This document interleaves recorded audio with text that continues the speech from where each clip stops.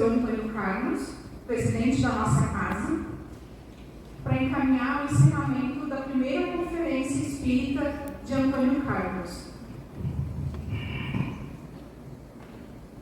Eu queria falar aqui. Não. Gente, boa tarde. Para aqueles que eu não vi, eu acho que eu incomodo demais, né? Eu fico circulando e fico incomodando. Para finalizar, não é assim tão fácil.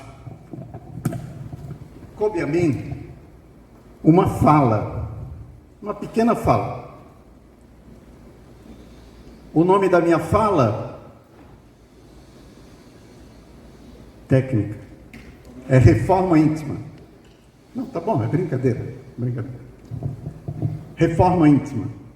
Mas para vocês entenderem a necessidade da reforma íntima, vamos fazer uma analogia. Quando uma jovem dona de casa não tem muita prática, não conversa direito assim com aquelas coisas de forno e fogão, o que ela faz? Ela compra um livro de receitas. Ela vai no passo a passo e vai fazendo aquilo que ela objetiva fazer.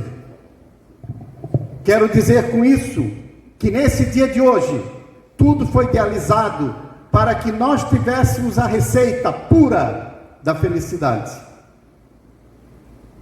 Essa receita nos leva à reforma íntima, a fazermos esse prato delicioso, talvez meio áspero, meio amargo, meio, enfim, sem sabor no início, mas depois nós passamos a sentir um sabor imenso. O que é a reforma íntima? Quem esteve desde o início e sentiu em cada fala, há uma sequência lógica, foi escolhido, ele escolheu uma sequência lógica, assim como cada um dos que vieram aqui falar. E ele fala, então, para que nós colocássemos nesta ordem que foi feita de acordo com como aparece na programação.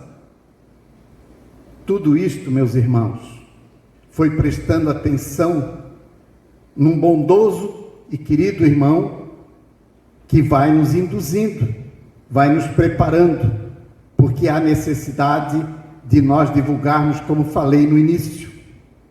A nossa função nada mais é do que divulgar este Evangelho de Jesus aos quatro ventos, assim como fez,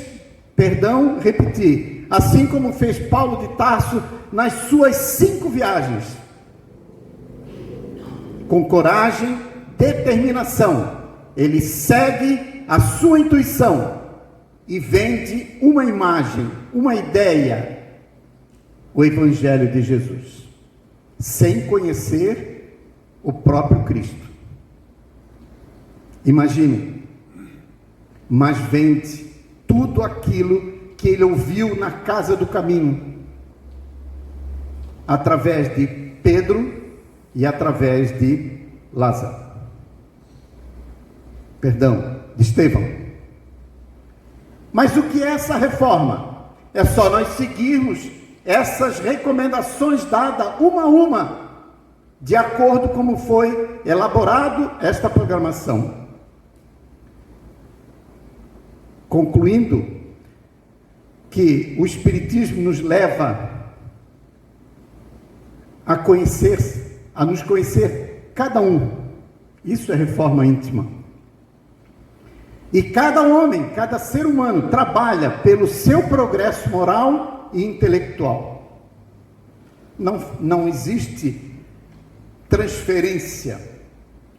Eu vou fazer o seguinte, eu vou na farmácia e compro uns comprimidinhos, depois a gente resolve isso, né? Eu tomo, então estou reformado. Não existe isso.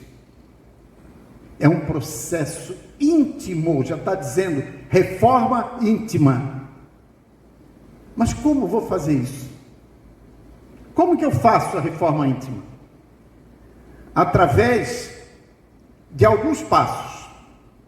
Primeiro, perguntar o que é reforma íntima. É um processo contínuo e de autoconhecimento da nossa intimidade espiritual. Muitas vezes nós não paramos nem para saber quem somos. Não estou falando o corpo, né? Na sociedade ou que seja na profissão. Aqui dentro, quem somos, como somos capazes de fazer. Por que fazer a reforma íntima? A finalidade é para dar sentido à reencarnação. Não nascemos, eu sempre brinco nessa frase, não nascemos para enfeitar a rua, nós nascemos para o trabalho, assim como já foi citado, todos os astros dos céus, todas as estrelas trabalham, e o nosso Pai também. Então nós temos que trabalhar. Às vezes tem gente que diz assim, para que fazer isso? Quem sabe um dia, né? Se eu conseguir me aposentar, aí eu vou fazer alguma coisa. Mas para que fazer essa reforma? Para cumprir nossa missão evolutiva. O mundo evolui.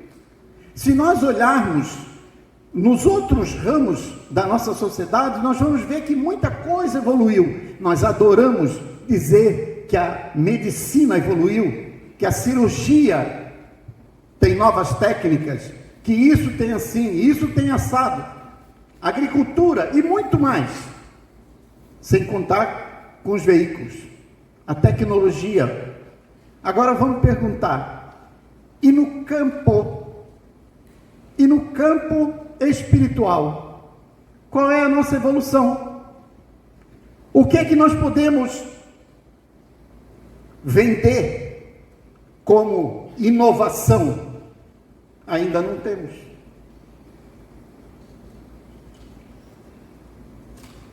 Quando nós vamos fazer isso? Em qualquer idade, qualquer tempo. Na verdade, eu diria que o momento é agora. Segundo a espiritualidade nos fala, nós estamos no limiar de uma nova era. E essa nova era, chamada regeneração, é exatamente o mundo novo, o mundo do amor.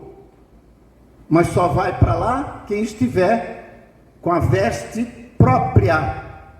Lembram da parábola do festim das bodas? Quem não tiver com a veste especial própria para aquele momento, será banido. Vai morar em outro planeta. Por isso que Jesus muitas vezes dizia, haverá choros e ranger de dentes. Porque o ser não quer evoluir, o ser não quer melhorar-se, não quer ceder às suas paixões, então ele terá que sofrer as consequências. Onde nós vamos praticar a reforma íntima? Nós vamos praticar a reforma íntima, pasmem, dentro de nós mesmos. Não precisa procurar em lugar nenhum, é dentro de nós, cujas as transformações, as mudanças, a nossa evolução nos nossos pensamentos, em todos os campos da existência, nos trarão um benefício muito grande. Nossa felicidade. Quem pode fazer a reforma íntima? A reforma íntima é responsabilidade individual, intransferível. Não adianta, hoje eu vou aproveitar aqui que é carnaval, eu vou dormir um pouco mais, faz a reforma para mim. Não existe isso. É eu que tenho que fazer, é a minha opção, é a minha ação. E a minha ação vai tornar, consequentemente, várias outras ações que vão fazer a minha reforma. Mas como posso fazer? Aí nós vamos lá e vamos ver na questão 919 do Livro dos Espíritos aonde consta o seguinte: Kardec pergunta: qual o meio prático mais eficaz que tem o homem de se melhorar na vida e de se resistir à atração do mal? Pasmem o que os nossos irmãos superiores nos dizem. Um sábio da antiguidade vô-lo disse: conhece-te a ti mesmo. Quando nós entramos dentro do nosso coração, essa caixa mágica, poderosa, nós vamos encontrar o eu. E aí nós temos condições de fazer, desfazer, refazer. Pensamos sobre isso. E a gente pode também fazer essa reforma através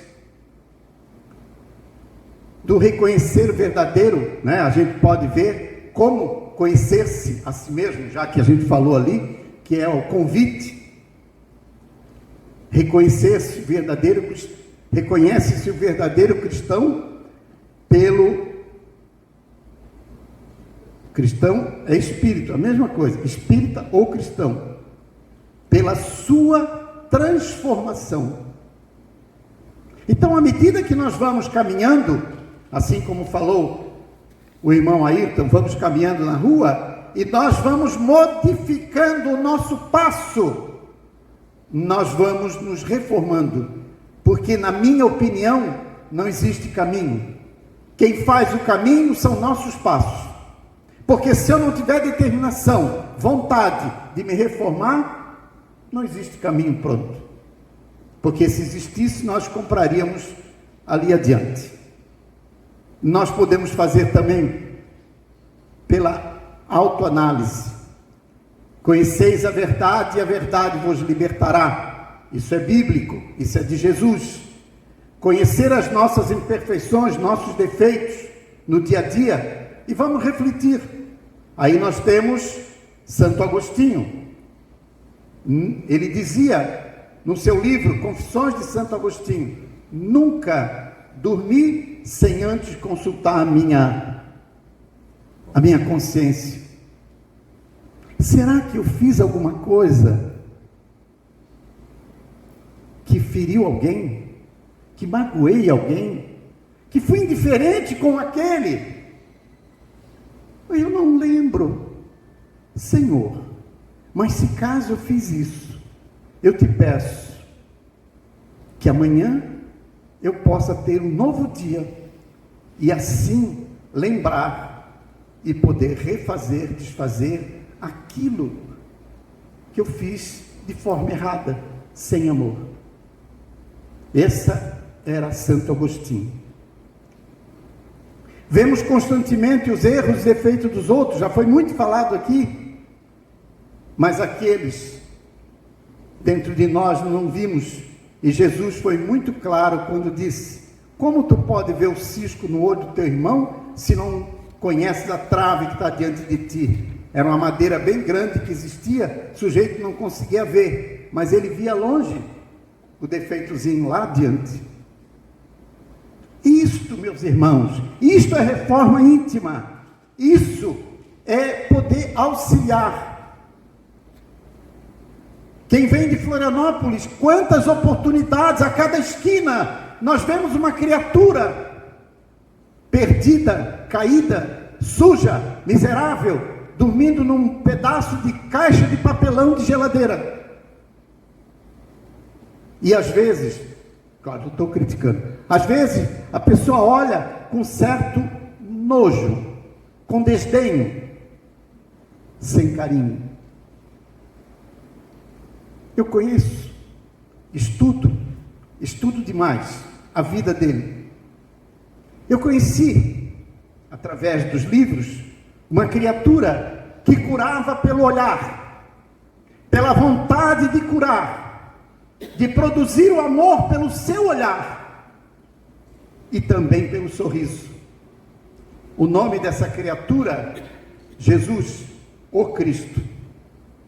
Vejam como é interessante. Leiam o livro A Eterna Mensagem do Monte, onde Leon Tolstói vai nos apresentar diversas vezes que ele, através do seu olhar e do seu sorriso, fez maravilhas, que nós chamamos de milagres. Não é milagre, como bem foi colocado aqui, não existe milagres. Existe ação, vontade, verbo.